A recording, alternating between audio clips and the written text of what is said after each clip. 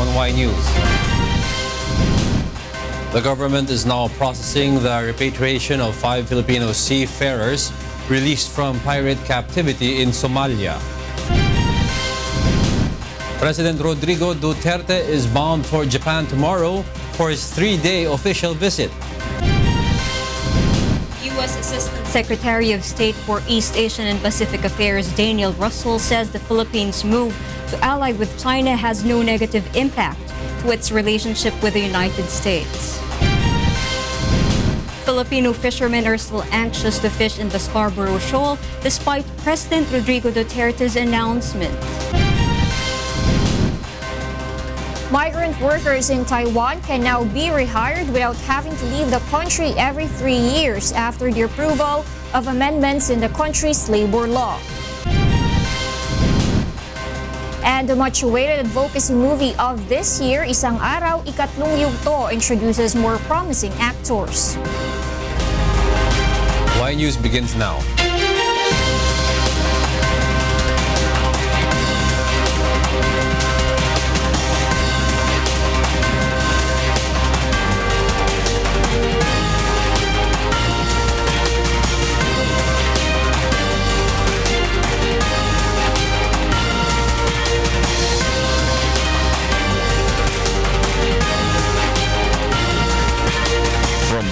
Untv News and Rescue Command Center.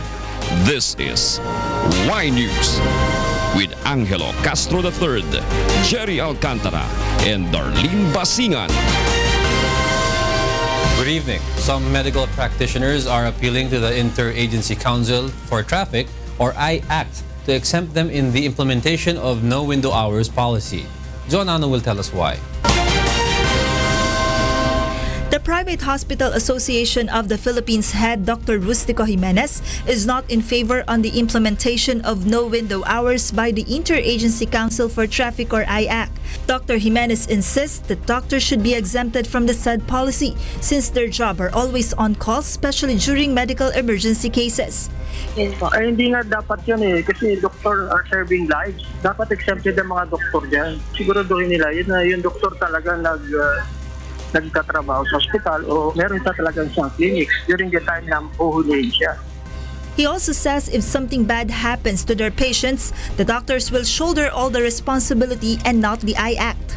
Paano kung mamatay? Sino didemanda ng paryente? MMDA ba o yung doktor? Siyempre, may katwiran ng doktor. Di kawawa naman yung mga pasyente natin na hindi mapagsiservice ng mga doktor. On the other hand, the Metro Manila Development Authority, or MMDA, who is also a part of the interagency group, stood firm on the strict implementation of the new traffic scheme. According to MMDA OIC Chair and General Manager Team, or BOSS, they have to strictly execute the order because there are some who claim to be a doctor and yet they are not. There is no such thing as an absolute or a blanket exemption. In fact, yung mga doctors, ang nakikita ko dyan, may mga not necessarily them naabuso rin yung kanilang sektor.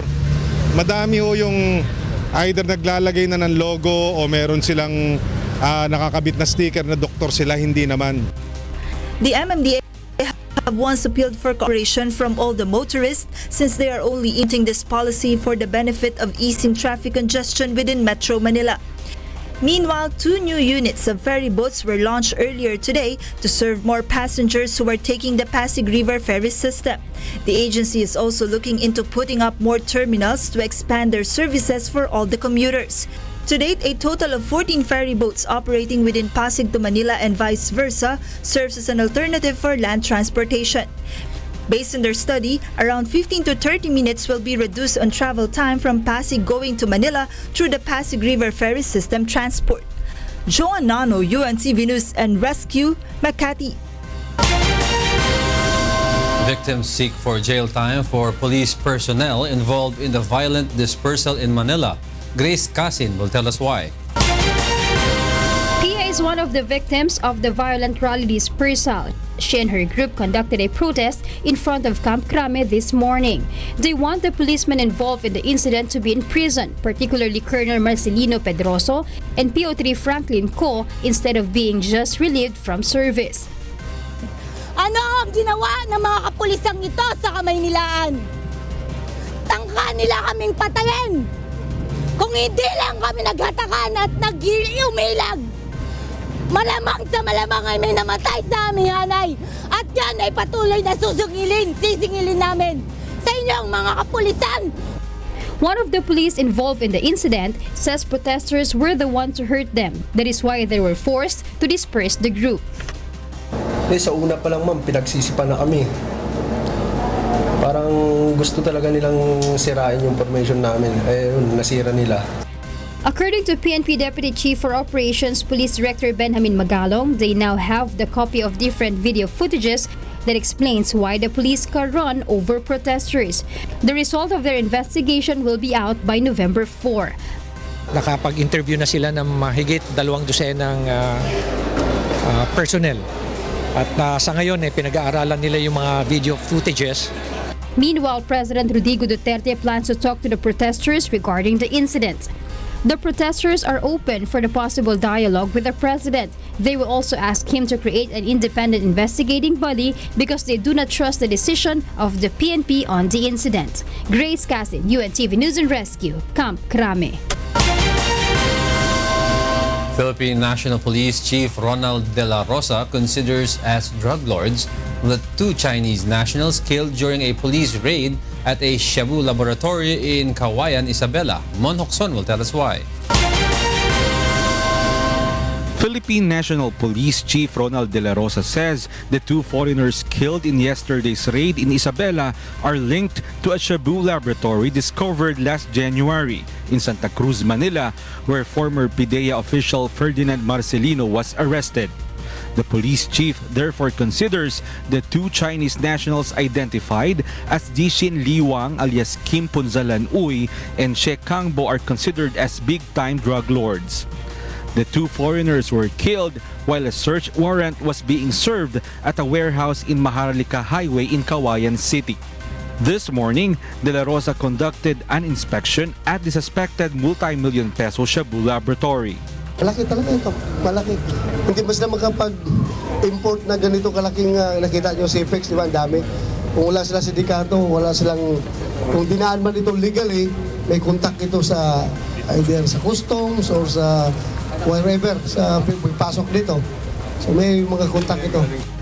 PIDEA Deputy Director for Operations Ricardo Quinto meanwhile says they have yet to recover any finished product seized from the laboratory as the 2 killed foreigners were still conducting a testing when the incident happened. Discovered at the warehouse were 2 big machines and chemicals used in making shabu. Authorities also confiscated 1 caliber .45 pistols and ammunition, a 9mm pistol and a Toyota Hilux. Halo-halo na ito ang ginagamit sa paggawa ng shabu. Nag-test kami rito kasi nag-positive na ito yung mga chemicals na ito. Mayroon pa kaming follow-up operations. Itong mga kasama niya na medyo hindi pa nahagip. Halos parehas lang sila pero mas may mataas pa sa kanila. Grupo. Matatagal na rin itong mga ito. The police are now also investigating the owner of the warehouse, former Mayor Manuel Tio. Governor Faustino D. III is expected to release an executive order that directs the Bureau of Fire Protection, Philippine Drug Enforcement Agency, and PNP to inspect all warehouses in Isabela. Mayor Bernard Diaz summoned all Chinese nationals in Cagayan to talk to them about the discovered Shabu lab in their city. Mon Hokson, UNTV News and Rescue, Philippines. Authorities intensify the manhunt operations against 12 inmates who escaped from Malvar Jail in Batangas early this morning. Yoshiko Sata tells us why. The Batangas police are conducting manhunt operations against 12 inmates who escaped from Malvar Police Station in Batangas at 4 a.m. today. The initial investigation shows that the inmates got the steel bars of their window sill and escaped. Kasi yung isang preso din ay eksaktong iihi nung pagkagising niya ay nalaman niya yung mga kasama niya ay wala na, kung kaya ay sumigaw agad siya at binaalam doon sa ating jailer at this officer. The wall is about 10 feet tall from the hole which the 12 detainees used to escape Malvar police station. They used a bed sheet going down and escaped. The manhunt for the 12 jailbreakers continues as of this time. 11 of the inmates were involved in drug cases while one is facing murder charges. The chief of Malvar Police, Senior Inspector Alberto Fabregas, has been relieved from office while the jail guard undergoes investigation. Yoshiko Sata, UNTV News and Rescue, Philippines.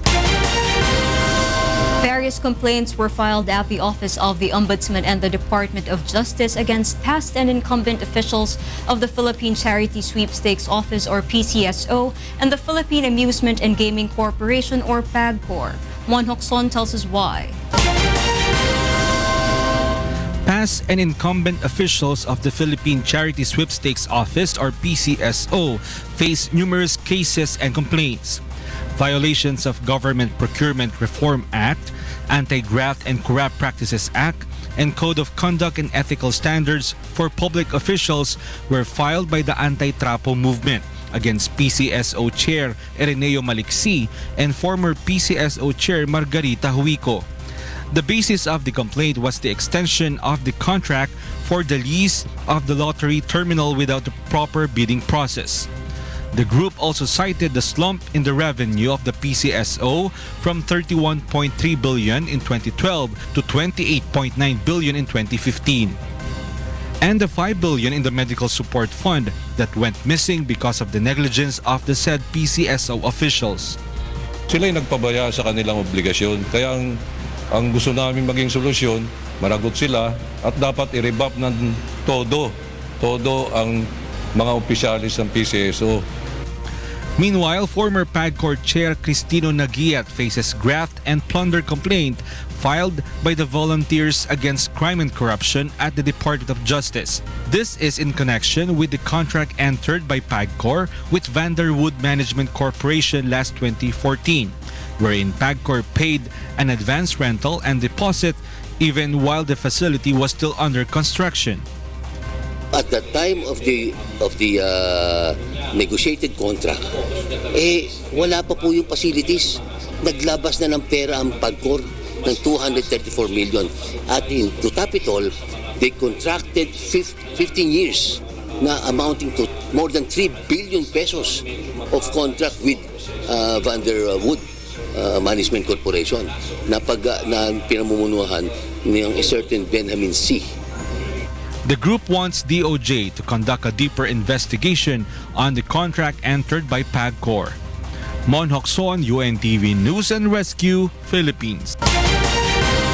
After almost 4 years in captivity by Somali pirates, 5 Filipino seafarers will be able to return home soon.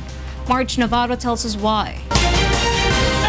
26 Asian seafarers, including 5 Filipinos, arrived in Nairobi, Kenya yesterday following their release after 4 years of captivity in Somalia. The Somali pirates freed the group after international mediators reportedly paid $1.5 million in ransom.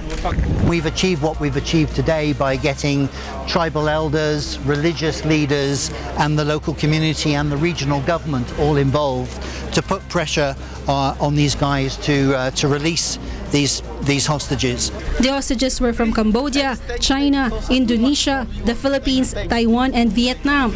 They were on board the Omani-flagged fishing vessel Naham 3 when the pirates attacked. There were a total of 29 hostages, but one was killed during the hijacking, while 2 died in captivity. And we got the other guys out in 2013.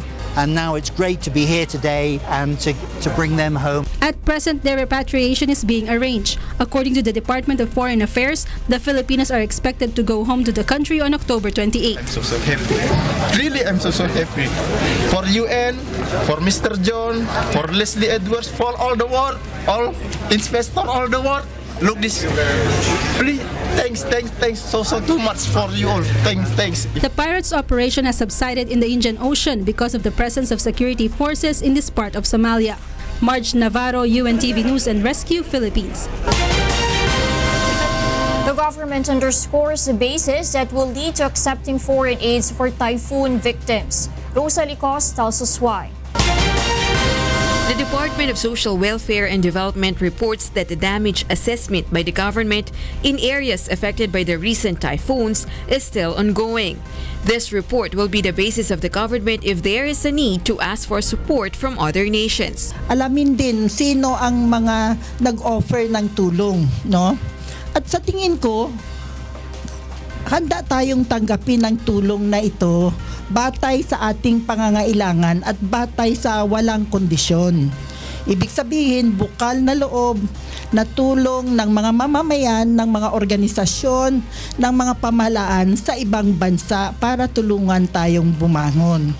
Ito naman ay nakadepende sa extent ng need na kailangan natin. Meanwhile, Taguiwalo says the DSWD has conducted an initial assessment on the management of Yolanda donations after typhoon victims requested it right after the change of administration. The complete report will be submitted to President Rodrigo Duterte next month, but the report on irregularities has already been forwarded to the Office of the President and requested for an investigation. It includes around 200,000 fishermen and farmers who have not received emergency shelter assistance even after 3 years since after the onslaught of Super Typhoon Yolanda. There was no relocation for them. It was also because it went through the local government units, and again, you had hindi patas na pagtrato. So there were people who were victims of Yolanda but who were not part of the political groupings of particular local government officials, so they were excluded. We have that a lot. Though more than 1 million have already received their emergency shelter assistance, there are still Typhoon Yolanda victims in regions 6 and 8 who have not given assistance to build their houses. Meanwhile, the government has given initial and partial financial assistance to poor families whose houses were damaged by Typhoon Karen and Super Typhoon Lawin. Russel, Untv News and Rescue, Malacanang. Some of the important proposed bills of the Duterte administration are still pending before the House committee level. These include the proposed tax reform measures. Grace Casin tells us why. The priority bills of the Duterte administration are still pending for discussion at the House committee level. These include the proposed tax reform package, which has not moved in the House Committee on Ways and Means, as the committee is still coordinating with the Department of Finance. The tax reform measures include reducing personal income tax and increasing the excise tax of petroleum products. Meanwhile, the proposed restoration of death penalty in the country is also still pending at the Committee on Justice. Despite these, other priority bills of the administration have passed the committee level and are now being prepared for plenary discussions. These include the proposed amendments on the Constitution by Constituent Assembly. Under CONAS, elected members of both chambers of Congress will be the ones to amend the 1987 Constitution. According to some lawmakers, the issue on CONAS still under scrutiny. There's still a part of the resolutions to create a technical working group that will going to study. Ngayon may problema tayo. Hindi nagkakaigi. Ano ba talagang modo? Voting separately ang Senate sa Congress, lower house. Last week, the House Committee on Transportation already concluded their hearings on the proposed emergency powers to address the traffic problem in the country. The committee chairman Cesar Sarmiento, the TWG, will finalize the proposed traffic crisis bill in November, a substitute bill that hopefully will address land traffic crisis. Grace Casin, Untv News and Rescue, Philippines.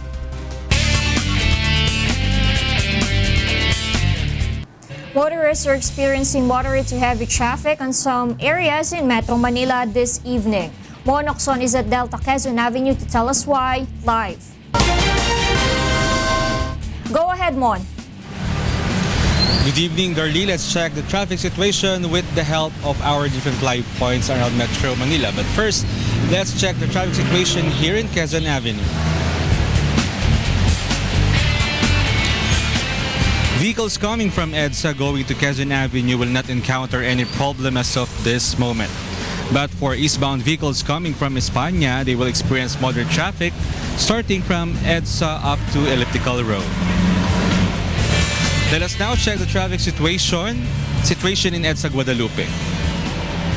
Vehicles coming from Guadalupe going to Shoal Boulevard will experience heavy traffic starting from Ayala and Buendia in Makati.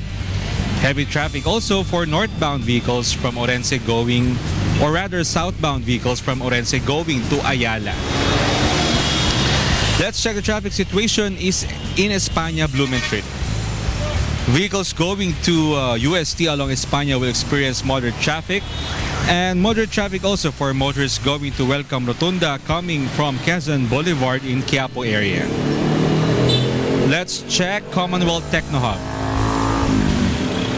Vehicles from Philcoa going to Tandangsora will be greeted by moderate traffic, but don't worry because westbound vehicles from Tandangsora going to Philcoa will experience light traffic. Let's go check Magsaysay Boulevard, corner G Araneta. Motorists going to Cubao will likely experience moderate traffic as of this moment, and light to moderate traffic also for those going to Nagtahan Bridge from Magsaysay Boulevard and G Araneta. Reminders to all motorists, number coding is implemented starting 7 a.m. until 7 p.m. tomorrow. All vehicles with plate numbers ending in number 3 and 4 is prohibited in all major roads in Metro Manila. And that's our traffic update. Back to you, Darlene. Thank you, Mon. And that's Mon Ocson reporting live from Delta Quezon Avenue. Next in Whynews. President Rodrigo Duterte sets for Japan tomorrow for his 3-day official visit. Filipino fishermen are still anxious to fish in the Scarborough Shoal despite President Rodrigo Duterte's announcement. Whynews will be right back.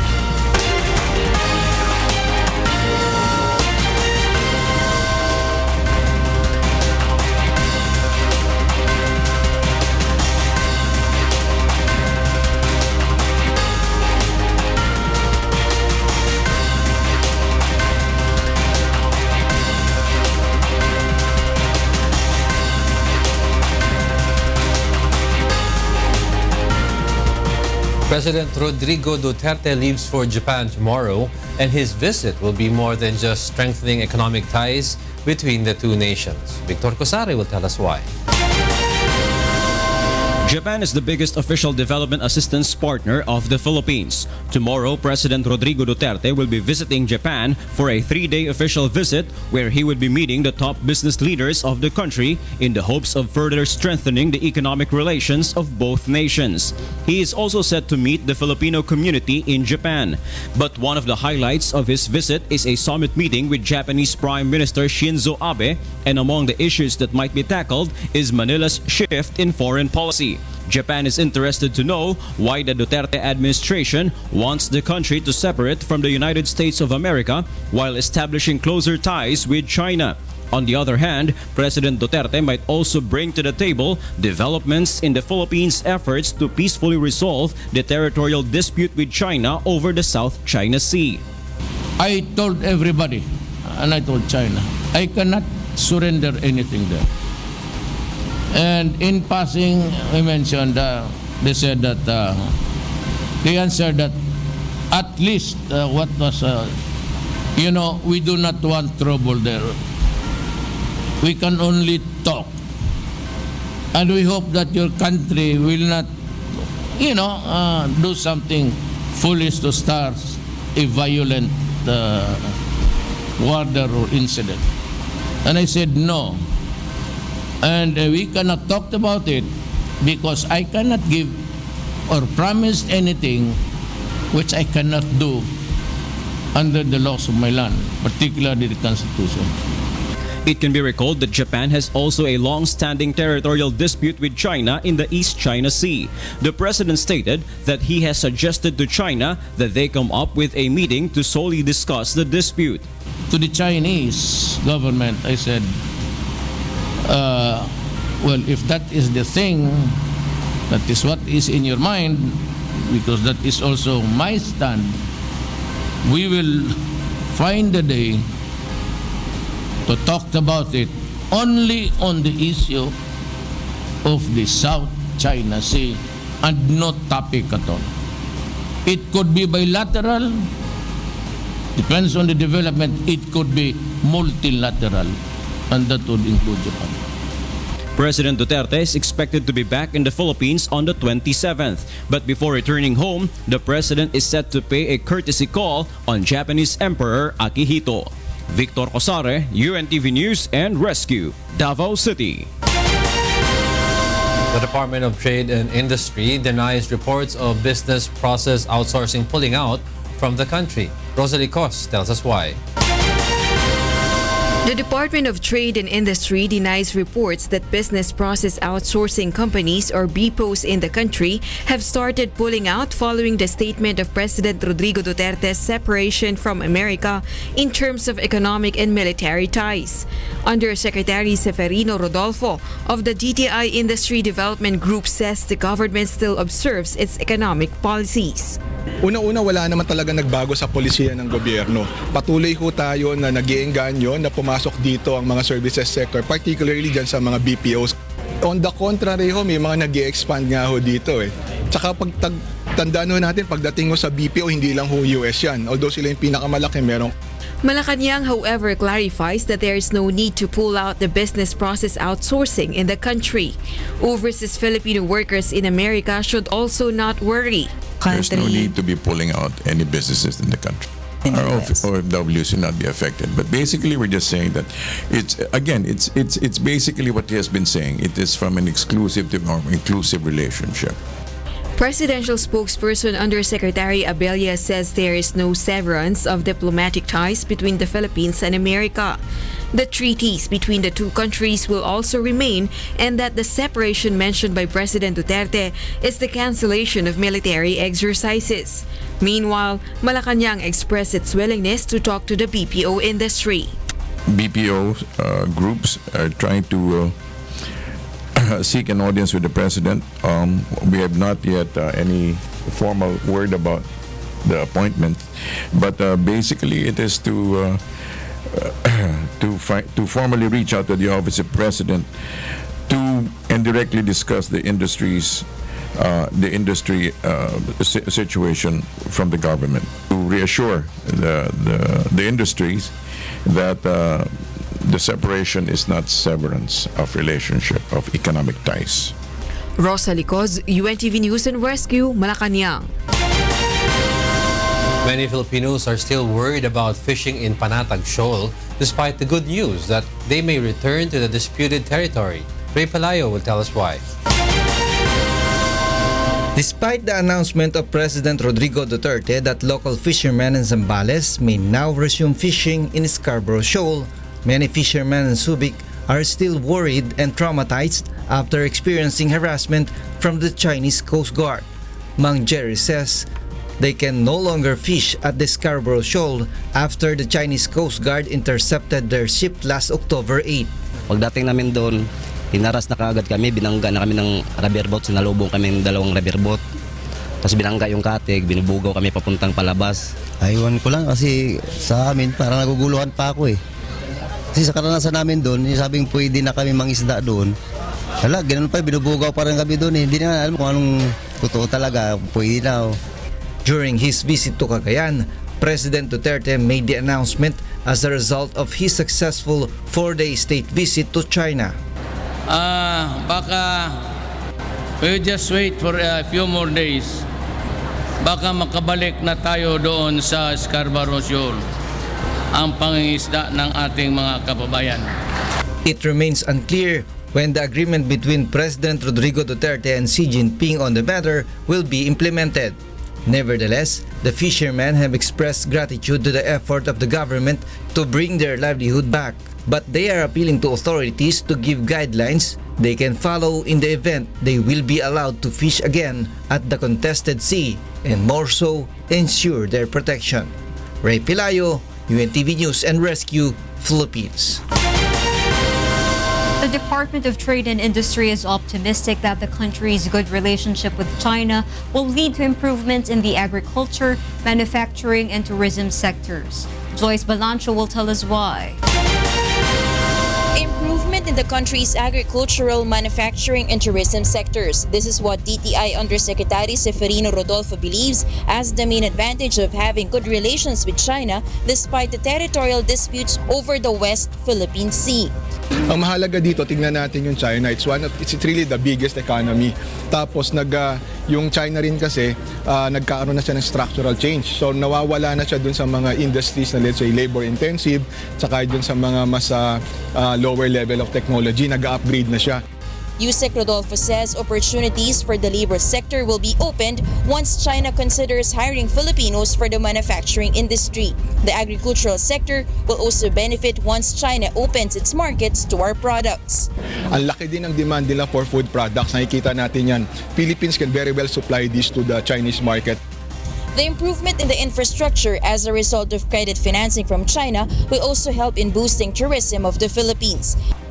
According to the Department of Trade and Industry, if investments between Philippines and China will continue, its positive impact on our economy will be felt as early as next year or probably by 2018. Meanwhile, DTI clarifies that the country will continue implementing its economic policies and trade relations to partners like America, despite the government's move to have closer relations with China. Wala ko tayong sinasabi, mag-disengage tayo sa US. Yun kung pagpunta natin sa mga ibang bansa dito sa ating mga kapitbahay sa region, hindi ibig sabihin ho nun, pababayaan na natin yung mga ibang current partners natin. Joyce Balancio, Untv News and Rescue, Pasay City. Despite President Rodrigo Duterte's efforts to befriend China, a former national security advisor warns that China will continue to be a threat to the Philippines. Roderick Mendoza tells us why. Despite a major shift in the country's foreign policy under President Rodrigo Duterte, a former national security advisor says China will remain a threat. It will continue to be a threat because they continue to claim about 90% of the West Philippine Sea. They're not changing that. China is a potential adversary because of their claim on our exclusive economic zone. Goles further says the Chinese remain aggressive in imposing their claims to the disputed waters, and these are not friendly acts. Hence, patrolling our exclusive economic zones is a must, especially since the Constitution mandates its protection. How can you protect without patrolling? So patrolling is very important. Since China is a potential adversary, Goles says buying weapons from them is not a good decision. We follow the strategy of Vietnam. Vietnam, they buy from Russia good weapons, and Russia has no territorial claim in the Philippines. He adds that we should not be offended if we are receiving lesser military aid from the United States compared with other countries like Israel and Pakistan. We should be thankful that we are not in a war zone because that would be the only justification for America to give us bigger aid. As Duterte moves the country away from America and build closer ties with China, he has this suggestion. We can make China a better friend, especially economically, without sacrificing the long-term friendship that we have with the U.S., and also in due regard to the fact that there are 3.4 million Filipinos there. Roderick Mendoza, UNTV News and Rescue, Manila. U.S. Ambassador to the Philippines, Philip Goldberg, believes that in spite of the pronouncement of President Rodrigo Duterte about the separation of the Philippines from the United States, the ties between the two countries remain strong. Brian De Paz will tell us why. U.S. Ambassador to the Philippines Philip Goldberg is one of the guests at the turnover ceremony and blessing of a C-130 aircraft. In his speech, he says that in spite of the changes, the commitment of the United States to the Philippines will be the same. He believes that the essence of the Philippine-U.S. partnership is evident in the modernization program of AFP. Quite a bit has happened since then, quite a bit has changed since then, but one thing hasn't changed, and that is that the United States' commitment to the Philippines and the people of the Philippines remains as strong as ever. Goldberg hopes that the relationship of the two countries will continue. Procurement or co-investment, the pooling of our assets, our money, our talent, that's what partnership is all about. We, for our part, hope to continue to build upon this kind of cooperation. Defense Secretary Delfin Lorenzana thanks Goldberg for his contribution. He also says the AFP will not forget the big role of the U.S. Ambassador in the Philippines. Rest assured that you will be remembered by the Armed Forces and the Defense Department for service to the Philippines. We wish you good luck on your next posting. Brian De Paz, UNTV News and Rescue, Pasay City. U.S. Assistant Secretary of State for East Asian and Pacific Affairs Daniel Russel sees nothing wrong in the Philippines' move to ally with China. June Soriao will tell us why. We support direct dialogue, negotiations between the Philippines and China as long as they are consistent with international law. So it's a mistake to think that improved relations between Manila and Beijing somehow come at the expense of the United States. U.S. Assistant Secretary of State for East Asian and Pacific Affairs Daniel Russel says President Rodrigo Duterte's decision to ally with China would not negatively impact the Philippines' relationship with other countries like the United States. Russel is in the Philippines to meet with Foreign Affairs Secretary Perfecto Yasay Jr. to discuss the status of the Philippines and U.S. ties. Russel says that although they are worried about the increasing number of deaths amid the Duterte's anti-drug campaign, they are supporting the government's aim to address the problem. Russel insists anew that the U.S. will remain as an ally of the Philippines despite the pronouncements of President Rodrigo Duterte about the Philippine government's change in foreign policy. We stand ready to honor our commitments. We stand by international law, and we stand by the Philippines. Meanwhile, Foreign Affairs Secretary Perfecto Yasay Jr. has assured that he is ready to explain to the country's other allies the planned independent foreign policy of the Philippine government. It's very important that we continue also to talk to make sure that there will be no understanding about how our friendship and our strong relations would proceed. Jun Suriao, UNTV News and Rescue, Philippines. Republican presidential nominee Donald Trump attacked U.S. President Barack Obama over his Philippine policy during his campaign rally in Fletcher, North Carolina on Friday. This after President Rodrigo Duterte announced his separation from the United States to pave way for what he calls a new commercial alliance as relations with longtime ally Washington deteriorate. Trump has alleged that the United States had grown so weak that the pro-American Asian country, the Philippines, was turning towards China and Russia. But every time I look at him, he's campaigning. I mean, here you see the Philippines, the heads of the Philippines, they're so angry. He leaves for China. He's now negotiating with China. We've been in the Philippines practically for forever. A very important strategic ally. And what happens? China and Russia are probably going to take it. And I see him out there campaigning for crooked Hillary. Come on. Come on. Give me a break. Coming up, Taiwan lawmakers approved the amendment of its labor laws giving migrant workers a chance to get rehired without having to leave the country. And the NHA Builders stomp HOR Solons to claim first win in UNTV Cup Season 5 eliminations. More from Whynews after this break.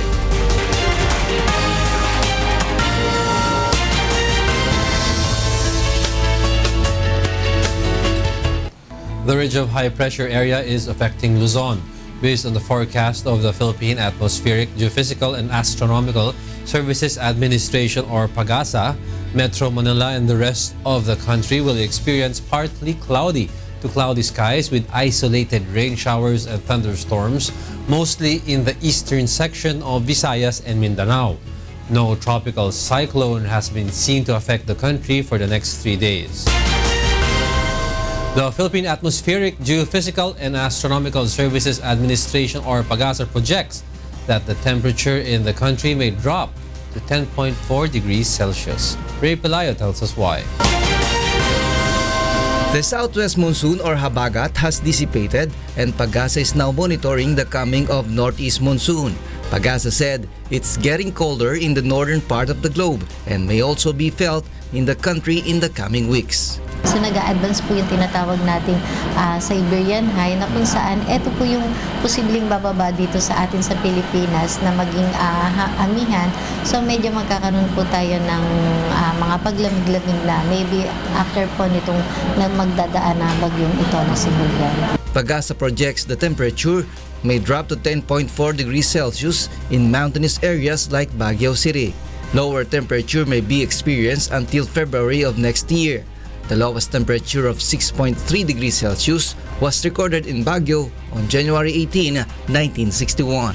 Ray Pelayo, Untv News and Rescue, Quezon City. Migrant workers in Taiwan can now be rehired without having to leave the country every 3 years. Amiel Pascual will tell us why. Lawmakers have finally approved the amendment scrapping the one-day exit policy on migrant workers. After approval, it will take effect as soon as it is publicly posted by the presidential office, a formality that usually takes fewer than 3 weeks.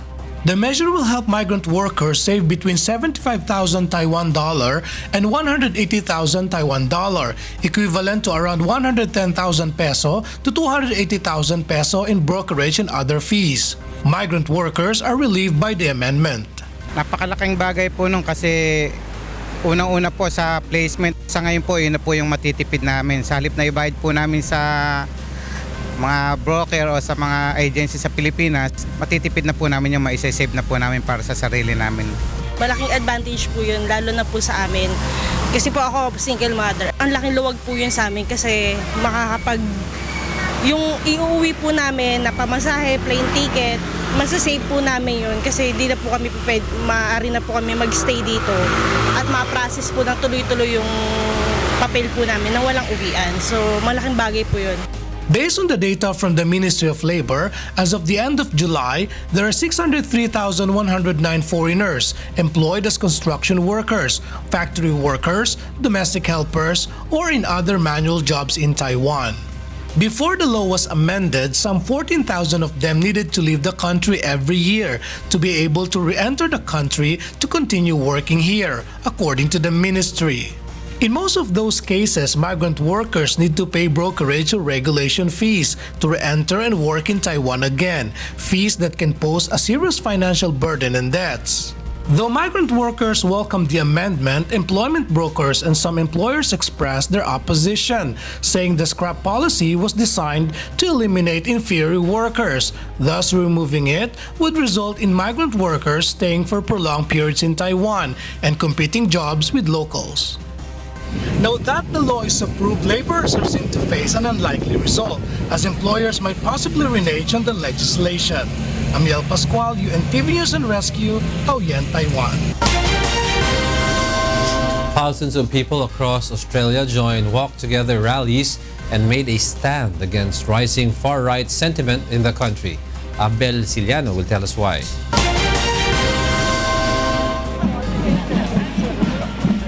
Thousands of Australians took to the streets of more than 25 cities and towns on Saturday, carried banners to show their acceptance to the asylum seekers in the country. Welcome Australia organized the drive to rebel ethnic diversity while embracing compassion and unity. This historic event took place a few days after Amnesty International reported the conditions of Nauru subjected amounts to torture, where about 400 Australian-bound asylum seekers are held. Various high-flying officials in the country proudly supported the marches held at their own jurisdiction. New South Wales State Parliament member Jihad Dib told in the rally held at Sydney that Australia was stronger with multiculturalism. We don't have to talk about multiculturalism as if it's some separate thing. This is not multiculturalism, this is Australia. The Walk Together rally in Adelaide CBD happened from the Torrens Parade grounds to Elder Park, whereas rallies in Brisbane started at Kurilpa Park and proceeded to Emma Miller Place. with the Canberrans who have walked around the Lake Burley-Griffin to give their support on this activism. Under Australian law, to seek asylum and entering the country without a visa for a refugee is not a crime, thus deserves government protection. Abel Ciliano, Untv News and Rescue, Perth, Australia. Calais migrants begin to leave the jungle camp in France while Iraqi forces start advancing to Mosul. Marge Navarro tells us why. In Iraq, the Iraqi security forces began their offensive toward nearby towns as part of a joint effort to advance into extremist-held Mosul from different directions. They began to advance from the town of Tal Kaif, the area said to have gone through the heaviest airstrikes by the Iraqi Air Force. Meanwhile, the United States Department of Defense released a video on Monday, October 23 in the U.S., purporting to show the destruction from an airstrike on an Islamic State repeater tower on October 16 near north of Mosul. The coalition forces have taken out 800 jihadists, recaptured some 70 villages, and 1,500 square kilometers of land since the launch of their Mosul offensive last week. And in France, wrapped up in the cold of the early hours of the northern French morning, hundreds of migrants queue at Calais as they are bussed out of the jungle camp. 60 buses were waiting. Some departed to take them to centers across France where they will be given health checks and decide whether to apply for asylum. Many were pleased to go given the conditions in the squalid camp. This country problem. But now me go big city, look. Give me Basibif house, school, no problem. No give me this, me go outside all this country. The demolition of the camp is expected to take place later in the week. Marge Navarro, UNTV News and Rescue, Philippines. A spectacular display of amazing robot innovations captivates audiences at a convention in Beijing. Nina Armelia will tell us why. Smart robotic systems designed to bring convenience to daily life have become one of the highlights at the 2016 World Robot Conference in Beijing. Among such ingenious creations is a shock-absorbing system designed to support the stretcher inside an ambulance. 在坎坷不平的地方，汽车救护在运营当中抢救救援，那么病人呢就如履平地，像躺在家里一样的，就让受伤员不会受到二次伤害。这个呢，我们中国应用的真正的国产化的，是中国人自己的首创的。A delegation from the Harbin Institute of Technology, or HIT, brought to the exhibition their newly designed nanobot that is able to move to a designated area with ultra-high accuracy. 它可以做出来很小的微机电的产品，植入到人体内监测人的血液这种基本的参数。 Meanwhile, human-like robots are stealing the show. The University of Science and Technology of China developed Zhijia, a human-like robot that has the ability to understand human language, detect facial expressions, and execute body movements. Another human-like robot impresses visitors with its calligraphy skills. Despite the rapid development in human-like robots, experts say the technology is far from mature. 如果我们要想将来发展走向这个替代人，甚至是造人的这个，一直是人工智能所谓最终的一个目标，还有很漫长的这个道路。 The exhibition will be followed by a series of robot contests, including an extreme flying challenge for drones, an aquatic robot challenge, and a RoboCop challenge, where two robot teams will face off in a football game. The World Robot Conference, which kicked off last Friday in Beijing, will wrap up tomorrow, October 25. Nina Armilio, UNTV News and Rescue, Philippines. A group of dentists expresses gratitude to UNTV Serbisyong Kasangbahay and Members Church of God International, or MCGI. June Sarial tells us why. The Philippine Dental Association chapter in Laguna has sought the help of UNTV's Serbisyong Kasangbahay in addressing the medical needs of residents of a barangay in San Pedro City. UNTV, together with the Members Church of God International and their public service partners, granted its request for a free medical mission in Barangay Satellite. Various services have been delivered by UNTV and MCGI to over 1,000 residents there. Many of those who sought medical assistance were children who have cough and cold. Doctors say one of its causes is the changing weather. That is why they advised the parents to give proper nutrition to their children and avoid feeding them with junk food. Yung mga baby ko po, yung may mga sipon at sakit po. Malaking tulong po para sa amin yung mga nag-medical mission po dito sa barangay namin. Sapat na pahinga, araw-araw maligo kasi yung mga mikrobyo doon nakakapit din. So para po yung mga mikrobyo hindi nakadikit sa katawan, hindi din mag-spread yung infection po. Tapos tulog ng maaga kasi ibang bata ngayon madalas din napupuyat na din po. Residents in Barangay Satellite are thankful for the free medical mission conducted by Untv in their town. Nagpapasalamat po kami kasi may ganito pong programa para po sa may hirap. Salamat po. Aside from the beneficiaries, members of the Philippine Dental Association Laguna chapter are also very thankful to Untv for granting their request. Malaking bagay ito. Masarap ang aming pakiramdam sa pagbabahagi ng ganitong tulong. So mulit-muli nagpapasalamat kami sa Untv, kay Mr. Daniel Russel at ang kanyang kasamahan. Jules Suriao for Serbisyong Kasangbahay. 40 young tennis players showcased their skills in Singapore. Mark Ricafrente tells us why.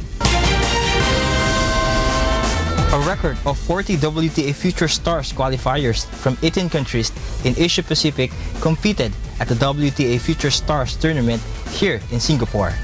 WTA Future Stars tournament was developed to promote tennis among the next generation throughout the Asia Pacific. It has drawn greater participation from youth players and countries as it continues to grow since its inception in 2014. Shioro Ito from Japan brought home top honors in the under-14 category, while Violet Apisa from Australia championed the under-16 category, who received their trophies from WTA legend Yayuk Basuki of Indonesia and Tamarin Tanasugarn of Thailand.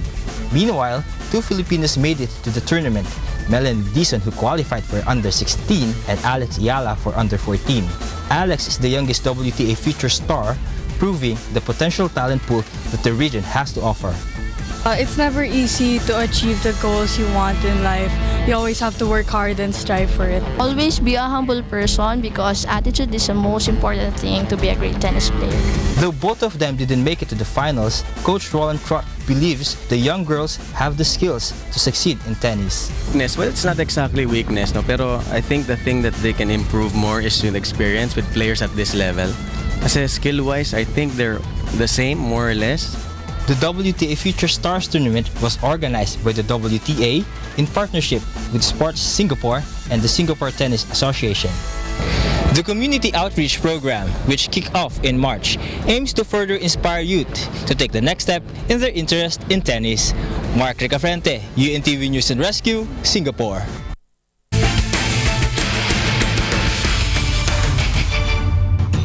The NHA Builders claims first victory in the UNTV Cup Season 5.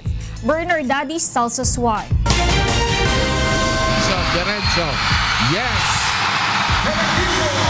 UNTV Cup supporters and spectators witnessed another action-packed triple-header yesterday at the Pasig City Sports Arena as the first-round elimination continues. In the main game, a stunning hardcore battle between the NHA Builders and the HOR Solons surprised the UNTV crowd. Season 4's most valuable player, Antonio Lustestica Jr. of the NHA Builders, led his team to catch up from a deficit. From the first quarter to the first few minutes of the ball game, with the Solons leading, until he successfully lifted the team for its final victory this season, with final scores 102-100.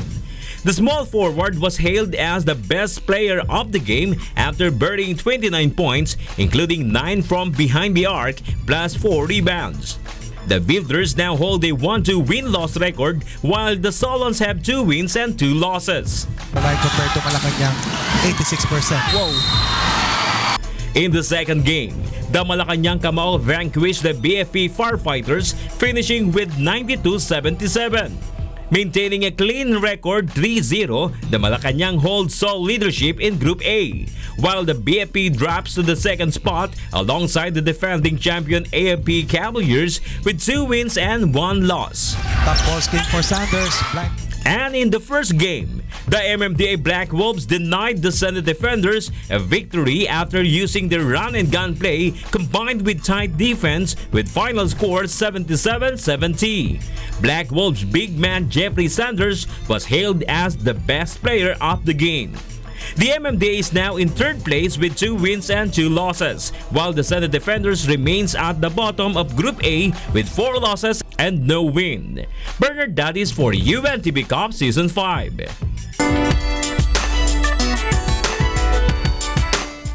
Cast members of the much-awaited Isang Araw Lang Ikatlong Yugto advocacy film have gained something deeper from their role than they bargained for.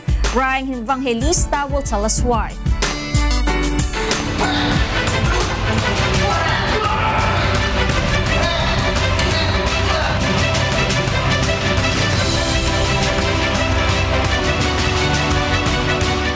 Na-realize ko rin kanina na pag ikaw ay nagka-catalyze ng anger ng isang tao, baka may ibang malalang kahinatnan. So, pigil-pigil din tayo ng dila. Yung gano'n. Karen Gerlan, a stage and television actress, will play the housewife of Ronnie Quizon, eldest son of late comedian Dolphy. She finds the movie very meaningful and feels that it connects us to our inner being as what she experienced while playing her role. Meron kang social responsibility. At yung kung paano mo paninindigan yung responsibilidad na yun sa lipunan, pwede mo siyang ilagay at platapormang ganito tulad ng pelikula. So, ito yung ginawa nating advocacy film. Hindi lang siya para for entertainment purposes. Hindi, or for education purposes. Isa rin siyang sa tingin ko paglaban. Scottish-Filipino actor Alexander Diaz shares his views on joining the cast of Isang Araw Ikatlong Yugto as a rebellious teen. Sobrang nagustuhan ko yung idea ng film na gusto niya ipakita sa mga tao yung parang effects na pag pinapabayaan mo ang anak nyo. Kasi importante yung fact na all you have to do is give your kids time and attention at malaki ang magiging bahagi yan sa upbringing nila. This advocacy film serves as an eye-opener for everybody as the cast gives their very best, ensuring their dialogue captivates the hearts of the audience. Kakaiba yung pelikula. Sasamahan natin sa production hanggang dun sa mga pinoportray nila na role. Parang pumapasok sila. Talagang sila ang nakakaramdam ng kanilang mga ginagampan ng roles. Roby Paking, who has been Kuya Daniel's ever-loyal sidekick from part 1 up to now, is elated to see how far the movie has gone globally. Una na siguro ko magbabati.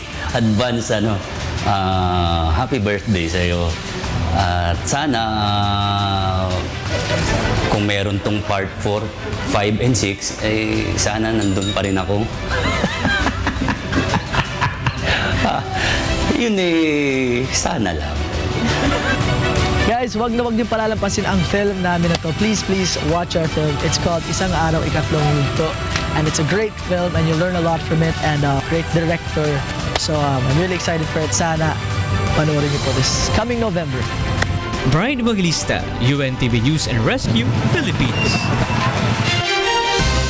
Those are the reasons behind the news, October 24, 2016. I'm Angelo Castro III. Reasons we delivered to you as they unfold. I'm Gerry Alcantara. And I'm Darlene Basingan because we need to know. We will always ask why. Thank you for watching Whynews.